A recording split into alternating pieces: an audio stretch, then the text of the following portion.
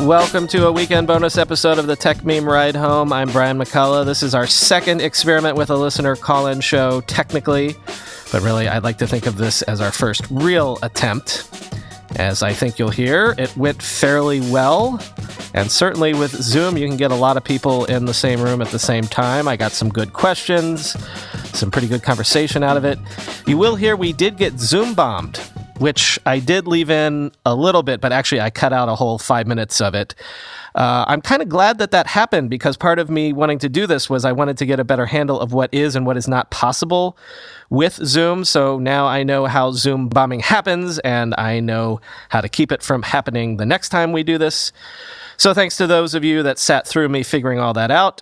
Anyway, please enjoy this conversation about tech in the time of coronavirus, about podcasting in the time of coronavirus, about Netflix at this moment of time, and a whole bunch of other stuff like how I source the stories we do, what are my biases when giving you the news, that sort of thing. Many thanks to those of you that participated, and if I didn't get to your question today, we'll do this again probably sometime next month, so do listen out for when we do it again. Yeah, this is...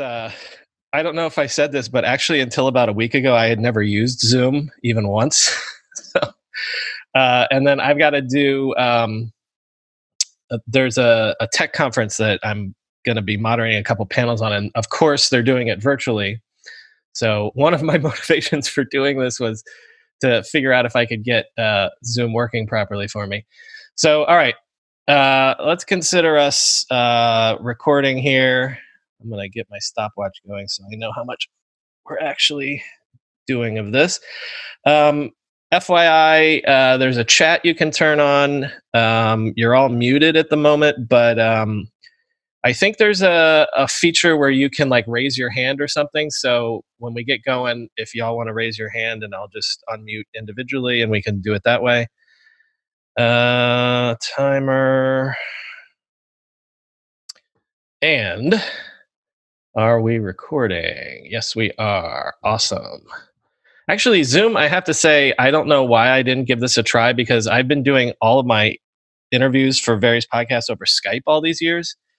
And the ability to just send people links is obviously insanely more simple. The ability to have it just dump the audio as a file automatically after you do a call is simpler than having to do plugins for Skype and things like that. So listen, hats off to Zoom for being this awesome, at least so far. All right. So let's see. I am officially throwing the floor open to questions. I see a couple already in the chat. Somebody try to do the raise your hand thing if you can. Let me see if I can see that come in. Oh, I see him. All right. I'm going to just take them in order. And also, depending on time, I'll get to some of the questions from a couple did come in over Reddit, and there's a couple in the chat right now. Obviously, if you don't want to be on air, throw your question in the chat. And like I said, we'll try to get to everyone. So, all right, we are starting with Alan J., who is going to be unmuted first. Hey, Alan, are you there? I am. Hi, everyone.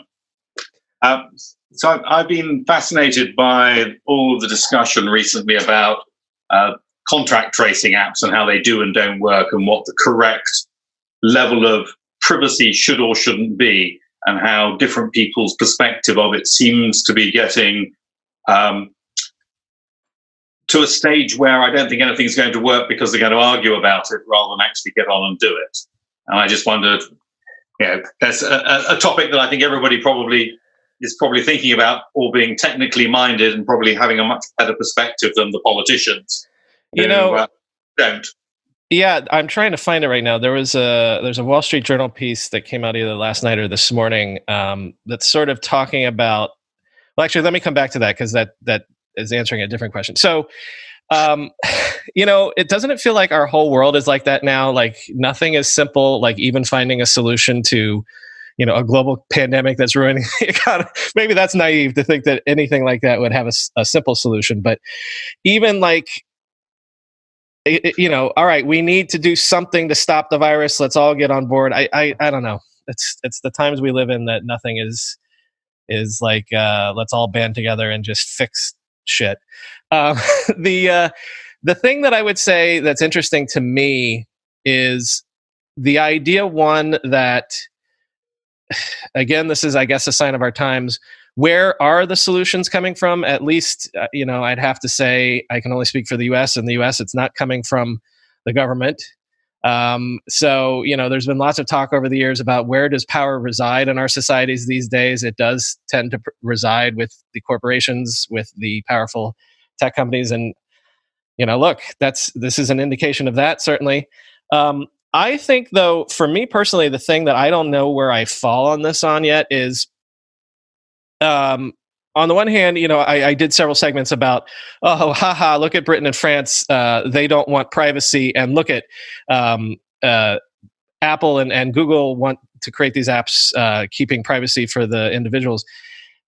But at the same time, and I am someone that for years politically has always been like, keep the government away from me, individual privacy, all these things. But for some reason with this thing, I was immediately like, I don't care about any of that. Let's fix this problem. So I was perfectly happy and will be perfectly happy to do whatever, give away my location, do anything like that. I know that that's probably an unpopular opinion. And frankly, if most people are not like me, these things aren't going to work. But that's what this piece in the Journal is saying, is that public health officials are saying, on the one hand, you've got the apparent chaos of the British version and the French version not working. So apparently the Google and Apple version will work, except for the fact that the public health officials are saying they'll be useless for us. Because if the point... So go ahead, Alan. And I think that's exactly the point.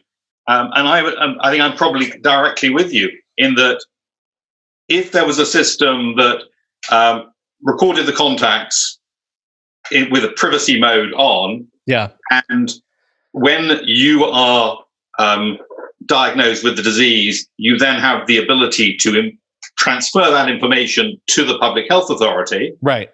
At your choice. Then why is it? Should we not be backing that and saying, I want the maximum amount of information to go to the public health authority if they treat it like a medical record with suitable privacy, right? And the point is, we should be clear that one of the reasons that the public health officials say this won't work is because what is the point of contact tracing? If there's a hot spot that bubbles up, if Park Slope, Brooklyn, all of a sudden has a bunch of cases, like they need to know that geographically, even on a basic level of they need to have the GPS data. Otherwise, what's the point of like trying to find hotspots? You can't find hotspots if you don't have this information. Well, they find it out until they phone everybody up. Right. Because if there's the interaction, at that point, you can say, I'm ill, right, and provide the information to them, and suddenly they know there's a problem. Right. And then, I mean, this is what I'm saying. Like, I feel like in the context of this, I would be willing to allow the government to come knock on my door. In Asian countries, when they do you don't do shelter in place. Like if you are if it's detected that you have the virus, you're not sent home where you can infect your entire family. You're sent to these central quarantine locations where you ride it out for 2 weeks or whatever. I know that this is completely different than anything that I've believed in for the last several years, but I'd be in favor of that. Like, I feel like in these special times, I want things that I would never have ever countenanced before in order to fix this. That's the thing that this sort of gets back to what we were saying at the very beginning, like nothing simple. Like to me, everyone that's screaming about, let's get this over with, like it's killing the economy or whatever, like, then let's do what needs to be done. This whole arguing about it being wishy-washy, taking half measures, all it's going to do is prolong everything. So I don't know if that makes me insane, but like I'm willing to do the optimal thing because I feel like that's the only chance we have of like getting this done in a month, in 3 months or whatever. Totally agree. Yeah. All right. Thank you, Alan. And thanks for participating. I'm gonna anyone else that wants to raise their hand, again, like I said, I will do it first come. Brandon is next. And Brandon, I'm unmuting you. And again, people, you don't have to be on video if you don't want it. You can just be audio. But go ahead, Brandon. So as someone who started a network of podcasts. What has your reaction been to Dithering by Ben Thompson and John Gruber? Do you think launching a podcast that doesn't rely on advertising is given a stronger chance during a pandemic? Or I guess kind of related, do you listen to a lot of podcasts yourself? Do I listen to a lot of podcasts? Let me see. This is video. If you saw the amount of podcasts that I listen to on a daily basis, I don't know if you can see this, but like literally I have 50. I probably listen to, depending on the day, 6 or 7 different podcasts in a day. Uh-oh. Hold on. All right. Can you guys still hear me? Raise your hand if you can hear me. Okay. I had to put everyone on mute because I don't know where that came from. I did wonder if we should put the link as widely as we did, but all right. Brandon, I put you back on mute. I'll try to unmute it in a second. But to answer your question, I listen to everything, and that's sort of how I accidentally got into podcasting, just because I've been such a fan of it for more than 10 years now. Actually, I remember, shout out to one of my co-founders from a previous startup, Justin, who was listening to the Ricky Gervais podcast back in, I think it was like 2005 or 2006. Like, he was way ahead of everybody. So the Dithering, I have not listened to it yet, and frankly, the only reason is because I haven't gone through and gotten the link from, because I'm a subscriber to Stratechery, and I just haven't done that. I know it's super simple, and it's a daily show. It's a 15-minute show, so like obviously these are all things that like are near and dear to my heart. I think, listen, Ben I love, John I love. I wonder if one of the things I'm curious to listen about is, can they do it in 15 minutes? Like, brevity doesn't seem to be something that either one of them is good at. Like, they're smart guys. Maybe they can figure that out. But also I wonder, does it play to their strengths? And I don't want to be negative about this. I hope they do succeed. But I like Ben and I like Stratechery for in-depth stuff. And deep dive and analysis. And I like Gruber's podcast for the same reason, where they can kick things back and forth for 2 or 3 hours. So I just wonder, will I like it because they're kind of not doing what I love about both of them? But then again, I'm someone that does a daily podcast every day. So I'm not going to. The other thing that is curious to me, I can't share the name, but I was just having a conversation with somebody recently that's also going this route. It's not just the subscriber podcast thing; it's the whole you create a subscriber package and you deliver like a whole lifestyle product. Like Sam Harris has done that. Like, I know the people that developed that for him, and who else? Like Shane Parrish has done, where it's like you do things like this. Like, you would have, weekly chats with people that are subscribers. You have some podcasts and newsletters that are outside of the paywall, as it were, or whatever. There's lots of people doing that. And I think that hold on one sec. You probably can't do it just as a podcast. You probably have to do it as And here was the part of the show where all the Zoom bombers came in, and they do peek their heads in a couple more times later on, but only briefly, because as I said, what you're not hearing is the 5 minutes or so where I learned how to lock the call and kick people out and all that stuff. So with only a couple more hiccups, the rest of this show is mostly troll-free. All right. I think I've got most of them. We will find out shortly. And I've learned that I can lock the meeting. It is now currently locked. All right. Where were we? Alan J. I'm going to unmute you. I've already spoken. Alan J., you're muted again. Who was I? Brandon. Subscription podcast. Yeah, there you go. I think that's not going to work for everybody, but what I think you'll see is it's going to be a whole freemium thing where I think a lot of people will move to the the free stuff is just like you see it with newsletters. Every newsletter on Substack now, you've got one or two free a week, and then the rest is behind the paywall and things like that. The only problem with that for podcasting is, think about this. Unless you can do a show by yourself, it'll be very, very hard to get people to come on as a guest to your podcast if it's behind a paywall. Because why am I going to get anyone to agree to come on if it's like, well, this is for only my 2,000 listeners? And 2,000 would be fantastic. Like 9 times out of 10, it'll be 20 or 200. So the person I was talking to about this yesterday, I was like, I don't know how you're going to solve that problem, but it's going to have to be a balance. Because again, if I reach out to some big name, like I hopefully am recording an interview with the CEO of a major startup this week, and there's no way that they would agree if I couldn't say to them, well, I've got 50,000 listeners. They want to reach an audience. So that's an interesting thing that they're. Poor Charles Crete just said, you kicked me while I was muted. Well, I'm sorry, Charles. You had to the baby out with the bathwater. I think we've got everybody set up now. What I need to figure out is if I can force everyone to be muted until I unmute you. But anyway, thank you, Brandon. If anyone wants to raise a hand with the next question. Quincy, Hey, how are you? I'm well. Long-time listener to the both. I guess shorter time listener to the coronavirus podcast, which I guess is now the Good News podcast, but that's an excellent as well. As somebody who runs both a technology podcast and a coronavirus podcast, what are your, I guess, top line predictions for the structural changes that are going to happen in tech as a result of this? And I apologize if this question's too vague, but it is. Well, it's not that it's vague; it's that it's wide open. You know what I mean?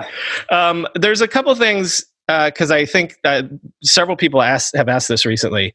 Obviously, this week we talked about people leaving the valley and the whole concept of, well, if we can do work from home, everyone seems to be convinced right now that this is going to prove the use case of people working from home and working remotely. And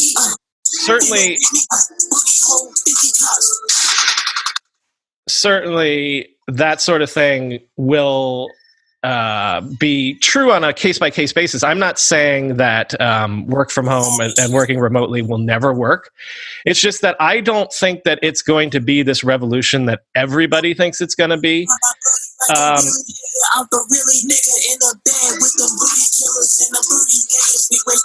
Here's the thing that I think. At the same time that there are all these stories about people talking about, and you're seeing companies say that they're going to move a lot of people to work from home. At the same time, you're seeing all these stories, which I haven't done so much, about how your bosses are investing in all these surveillance software and things like this. And the people that are in management that I know, like, they're not exactly thrilled about this. I think that it's sort of oversold right now that your boss wants you to be working from home. And I mean this almost, it's almost in a Marxist sort of way where like the capitalists are losing control of the proletariat or whatever. But in a very real sense, like I think I know a lot of people that are like, I need to have people present to have a sense of how teams are functioning and things like that.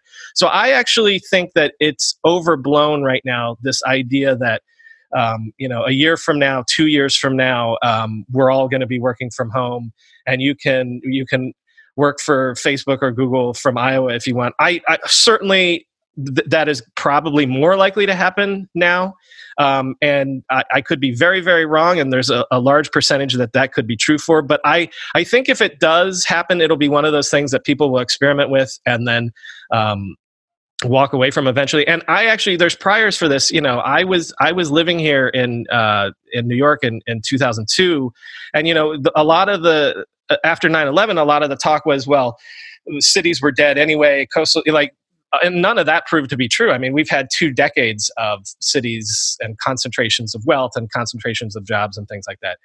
So I'm a little skeptical of that. But what was your other question? It was more about like, I've just said what I don't think will happen. Was the other question trends that you think might happen or accelerate? Yeah, I guess if there are any things that you think that this is revealed that you think are likely to be fixtures going forward. Yeah, it's a weird thing where you sometimes need things like this to break habits, or no, not to break habits, but to form habits. In the book and in my stuff on the .com era, like I talked about how long it took years for people to be comfortable just putting their credit cards online. Like it's really undersold how much inertia there is in especially consumer behavior, but also in corporate behavior and enterprise behavior and things like that. So what you're seeing right now is, by an accident of history, you've got a lot of things that people were considering for a while that they're being forced to try out. Like we're trying this out. Like people are doing, like telemedicine, I'd say is the most obvious example. Like especially because what I see is like, when's the next time you're going to be able to go to the dentist? We've already twice had to have doctor calls for our kids, which we've done over Zoom and Skype and things like that. So I think that those sorts of things, which were already on the cusp of happening, are just going to accelerate. That's also why I'm so like, why are things not happening for VR? Why are we not seeing more robot deliveries? This is the time.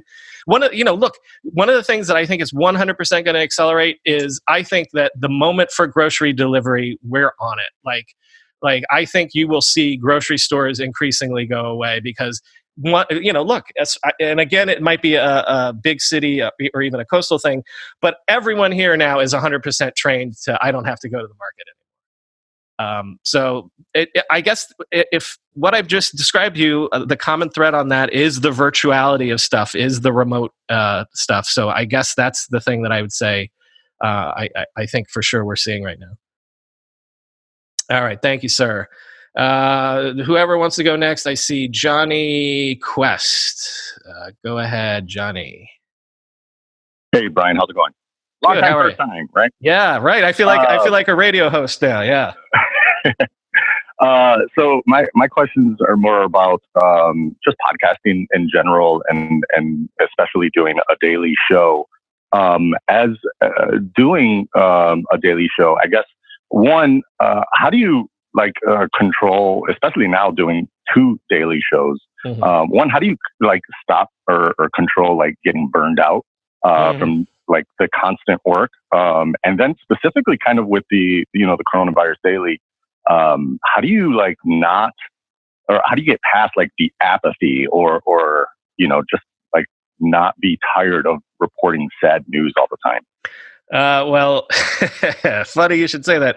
You might have noticed that the Coronavirus Morning Report is now called The Good News Ride Home.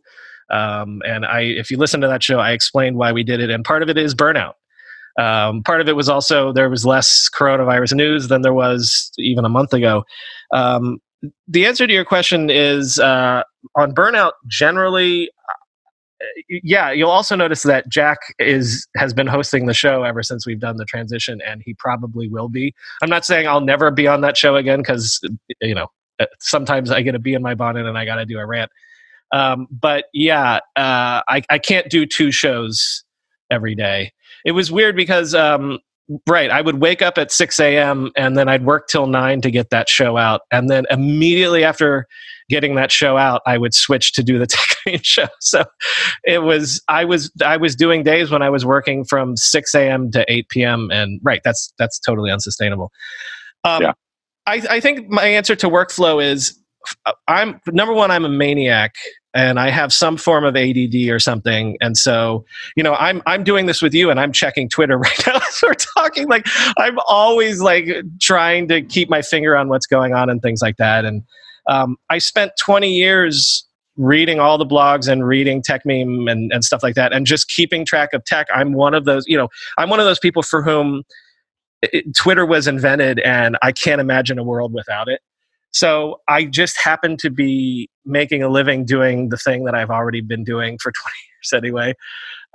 Yeah.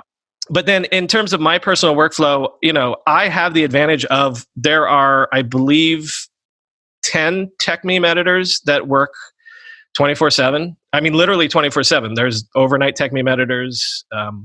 And so for my show, I can go into the tech meme backend, and they have a whole software angle to it where they're tracking tweets and they're tracking stories and they're tracking things that get chatter and things like that. So, the other people in our network that do shows, they don't have that advantage. But it is a very real advantage for me. I can go into the back end of Tech Meme right now, and I can tell you not only, you can go to the homepage and see what the headlines are right now today, but I can tell you what's going to be a headline in the next 6 hours and things like that. So, okay. Yeah. So that's cool. Yeah, no. It's hats off to Gabe, because he has this whole system, and it works. And everyone always says to him, well, why don't you do a tech meme for X or whatever? And never gotten a straight answer on that myself, but it works good for our purposes. Thank you, Johnny. I believe we have Vivian, who had a question in the chat too, but if you want to shoot the question at me again. Oh, sure. So, at first my question was, is this a ask me anything? Yeah. Okay, so my real question is, have you heard anything about WeWork or NoTel? NoTel, no. The latest on WeWork, I haven't. Industrious? Nothing. Industrious, I don't even know. Is that another co-working space? Yes. They're partnered with Equinox. Oh, interesting.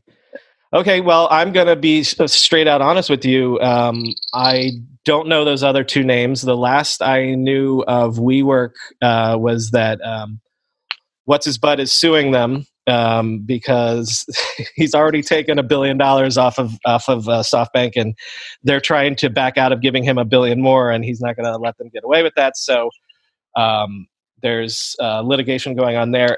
If your question is your question like, am I hearing like, is there vacancy rates and things like that? Yeah, their business model and how they're being, or negotiations with SoftBank, and just whether that'll have a ripple effect for the greater part of the economy. Well, look, that's the fear for sure here in New York, because I think towards the end there, they were in the top 5 in terms of commercial real estate here in New York City.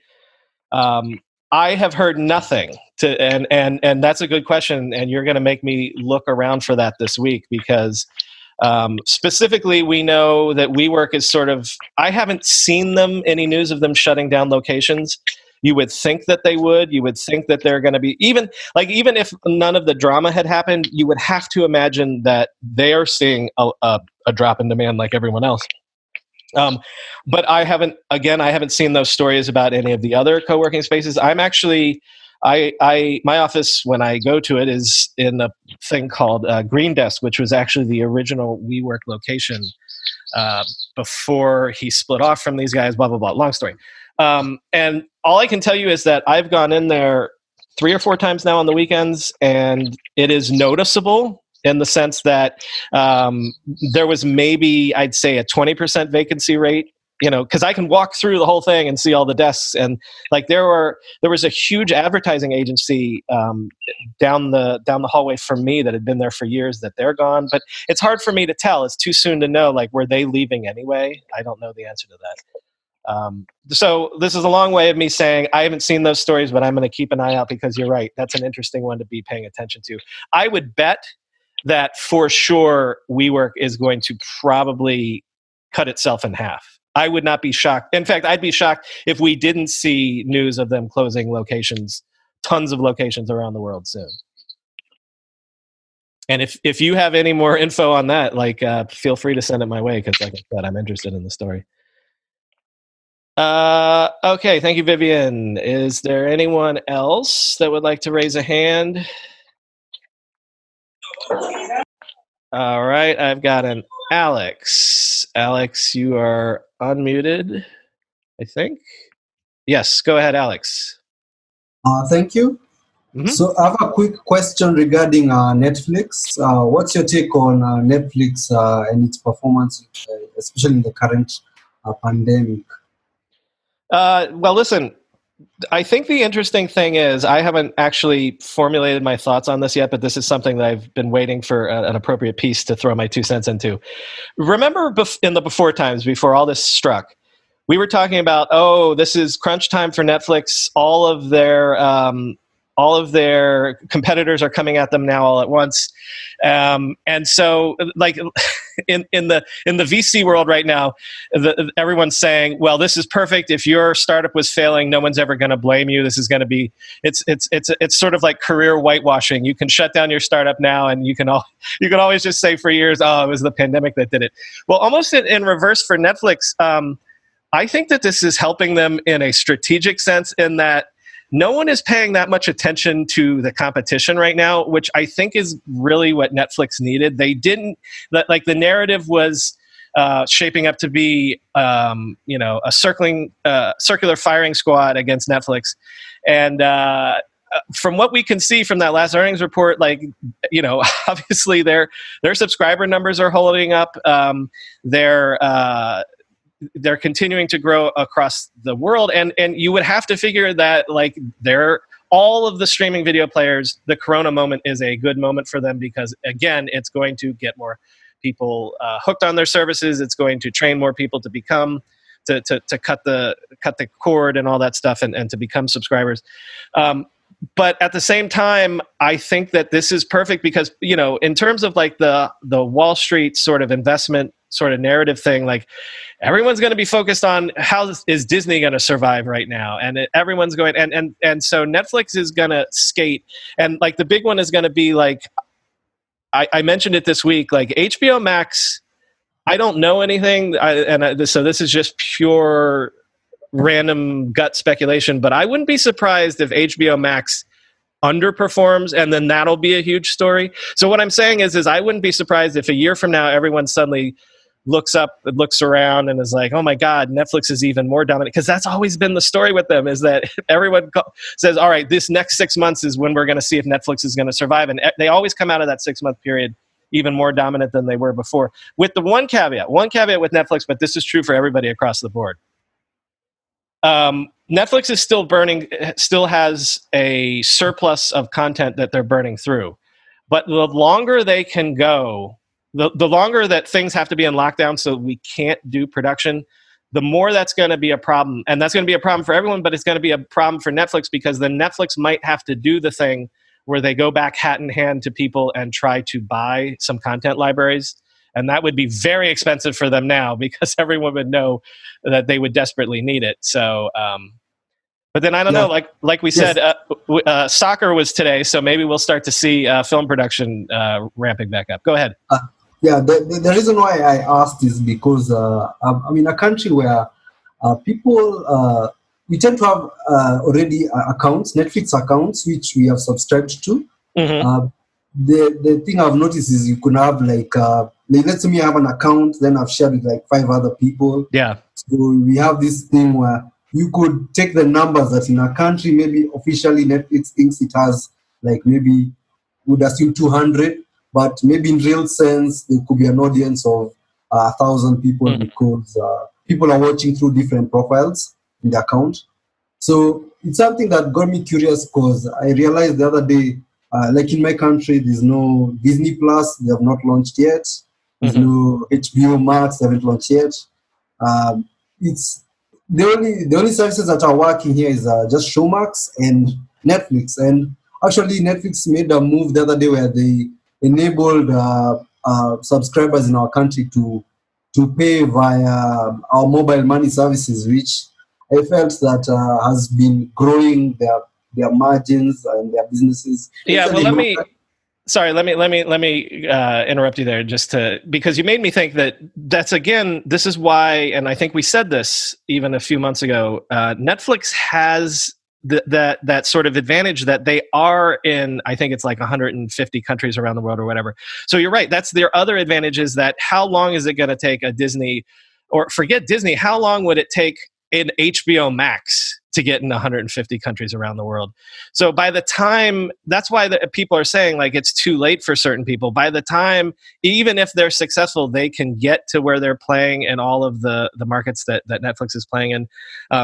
Like you're going to have trained, entire nations' consumers that Netflix is where they go for content. Your original point about everyone sharing, like, there's nothing new about that. Like, even before the pandemic, everybody's been sharing Netflix thing, and believe me, Netflix knows that. But that's something that Netflix will solve one day. They just don't need to solve it now. So don't worry, they will crack down and they will do all, and they'll also raise prices. Like, that's the amazing thing. Like, when you read those great Matthew Ball pieces, is like, we all know what the play is eventually, Netflix right now is going to look like it's cheap. Like 5-10 years from now, you're going to be paying $30 US a month, $50 US a month. Like, it's going to happen. They're going to have the pricing power. They just know that they can wait. They don't have to jump the gun on that. So what you've described are problems that have always been there for them, but they're also problems that Netflix is aware of and knew that they would deal with when the time was right. So those two, I'm not worried about, like the fact that everyone can share and things like that. They know about it, and they'll fix it when the time is right for them. I'll tell you what, like, we've already gone, despite the interruptions, we're approaching 45 minutes. So what if we did 2 more questions if people have them, if anyone wants to raise their hand. And if no one has one, let me check the chat here. Somebody asked, what do you think about the slump in advertising revenue in podcasting? And I can only speak for me. I haven't seen a slump in advertising revenue, knock wood. Let's all hope that continues. What I have seen, if you guys want some inside baseball, is for sure we lost about 20% of our audience over the last 2 months, which has never happened. I've never had a month-to-month drop of even 3% or 1%. Or so to lose 20% of people, that's in line with what other people across the podcasting industry have seen. And I would be shocked if it were otherwise, because if you think about it, even more so than other podcasts, we're a daily show. I mean, Ride Home is in our name. We're assuming a certain use case. And if there's anything, I gave an interview to some Chinese outlet about this last week. I think it's proving that podcasting is a very routine-based thing. And things like having a commute and having to, ride in your car 45 minutes each way each day has gotten badmouthed for years. But look at what we're realizing, that apparently your commute is the one time in a lot of people's days where you give yourself permission to check out, because either you're in a train underground or you're driving a car. And so like it maybe commutes are actually underrated, for the sense that it allows you to do things like listen to music and stare out the window, that allows you to, listen to podcasts and audiobooks and improve your mind or things like that. So, I don't know. What'll be interesting to see is, now that people are starting to go back to work, will we get that 20% back without having to do anything? For the people that have gone away, will they find us again when all of a sudden their routines are back? I don't know. We'll see. But those of you that have stuck around, I appreciate it. I see one. Quincy, have you already had a question? I have. Okay, all right. I had another question that was directly related to what you were just talking about. All right, give it to me real quick. Yeah, sure. Dave last. So we've seen, like, on channel, we've seen like a dramatic increase in usage. Do you think a lot of that podcast activity is now moving to YouTube and other video-based media for learning just news? And have you all considered creating some sort of video version of the podcast using slides, or some combination of a person talking and slides? Yes, of course. We have considered it, and all I can tell you is we might have news on that someday. I don't think it's immediate. Let me save that for when I have more to tell you on that. I don't know. I just think that it's the two things with podcasting is it is more mobile than we knew. because you're like, well, why can't people just listen on their smart speakers or whatever? Well, what I think it is it's just the habit of, I listen when I go out for a run. I listen when I go out and take the dog for a walk. I listen when I drive the kids to school or whatever. So that it is just that habituated thing of like, you're not in the routine of when you normally do these things. And listen, I showed you at the beginning how many podcasts I listen to. I can tell you I listen to less than I did. There are shows that I haven't caught up on that I know I've got to catch up on because even my routine has been upset a little bit. So I don't know. That to me is the biggest question. Is I will be curious to see if 3 months from now we can say 90% of people are back to their normal routines. Just using us as an anecdotal lens, like I said, those 20% of people that went away, will they just magically reappear? So I guess now that I'm saying this and it'll be on the podcast, I'll try to remember to follow up and let you guys know what happens with that. All right, Dave, we're going to let you be the last one, but I do want to thank everybody that's participated and come in with questions. And as always, thanks everyone for being listeners. Dave, I see you're outside. You're enjoying your best Saturday right now. Yeah, definitely. First of all, thanks. I enjoy your show. Yeah. Really appreciate you doing it. Second, a comment. You did a story yesterday about Facebook buying some peanut butter company that really confused me. So, I think it's... Did you notice what I did there? I pronounced it both Giphy and Jiffy. Yeah. I did notice that. But you started with Jiffy, and so that confused me. Third, one of the reasons I enjoy your show so much is because you seem to not have too many biases that come out during the show, right? I think most people have biases, whether it's, I'm an Apple fan, I'm a Google fan, I'm a privacy fan, I'm a consumer choice fan. Last night you did a show about, it's kind of hard on the Chrome team about them blocking ads that hurt consumers, right? They slow my machine down. Well, actually, blocking, right. So blocking the ads helps the consumers, right? Then that's the argument they would make. Sorry, go ahead. Yeah. So, anyways, I thought there might be a bias there, but I can't tell. Like, do you have any bias, or do you want to talk a little bit about biases? Yes. And how you avoid being biased in your show? Okay, so this is an excellent question, and I think I've addressed this a couple times, but for sure I have biases. I mean, I have political. I'm a political person. I try not to let that shine through at all on the thing. I'm talking about big P politics. I'm a political person in terms of, yes, there are companies that I think are better in tech, better in quotes, but I'll tell you what my biggest bias is that, I grew up in tech. I started my first company when I was 21 years old. It's 1999. Literally, I've spent my entire professional adult life in the modern tech industry. It came around right when I needed a job. It was there when I was young and idealistic, and it felt young and idealistic. It made me feel like we were changing the world in all the ways that seem cliche now. I drank that Kool-Aid. I believed it. So here's my bias when it comes to reporting on tech. I love tech. I know that it can be better. It hurts me when it's not better. I know people, great friends of mine in all of the companies that we cover. And so sometimes when you'll hear frustration with me about a Google, a Facebook, even, recently I've been very hard on Amazon and being more explicit about that, because I swear to God, man, I know people at Amazon and they're even confused about what's going on. And I'm confused about the fact that they seem to be a different company now. And so if I have any bias, it's that I just want people to be better. I know they can be better, and I'm disappointed when they're not. And you have companies like Facebook that have this reputation for being cowboys and sometimes being bad actors and things like that. But there's tons of great people, smart people, like really good people inside Facebook, and they want their company to be better too. So that's a long way of me saying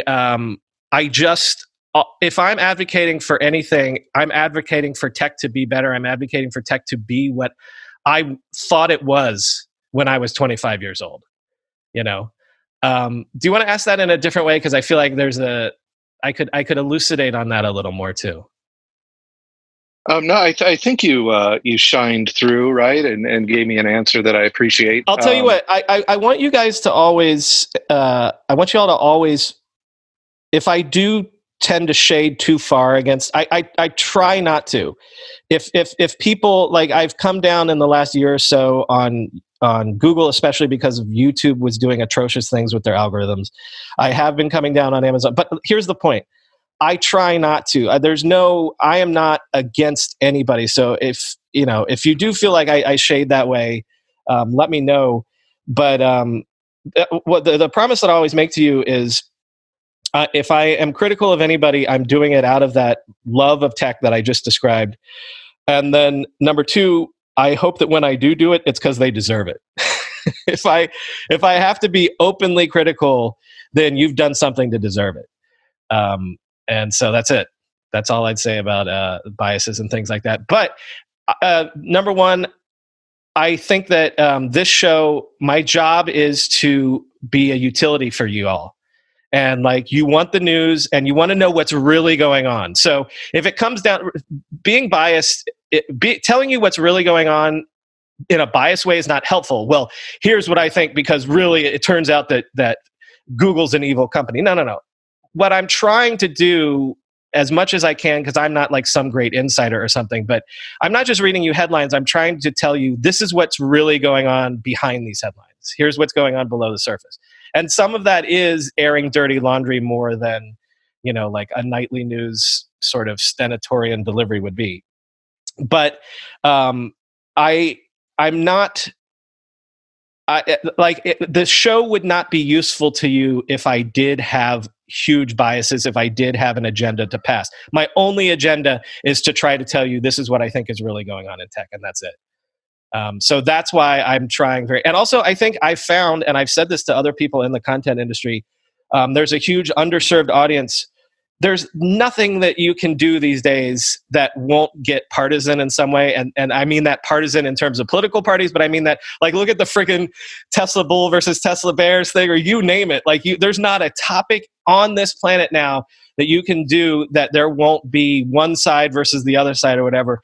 And that is so friggin' frustrating and tiring at this point that I've said this to several people, offline, like, there's an audience that you can serve if you can just go straight down the middle. And that's impossible for a lot of things. I admit that. But the more you can do that, I think that there are certain people that are like, you know what, thank God I can turn on Brian's show every day and he just gives me the straight shit and that's it. So hopefully that's what I'm doing. All right, y'all, I'm going to let you go. FYI, I don't know if those of you that can see the video, remember how I described my kids and everyone coming in? As you can see, there's the 2 desks now for my kindergartner and my 4-year-old have their 2 desks, and then to the other side of that, there's my wife's setup over there. So for a long time, this room was all mine. Now I've been invaded, but thank you all for listening. Thank you all for participating on this. And I'm going to throw this up within an hour if you all want to listen back. And let's do this again, because I think there were some great questions on there. And be well, as I say on the other show, everybody. Talk to you soon.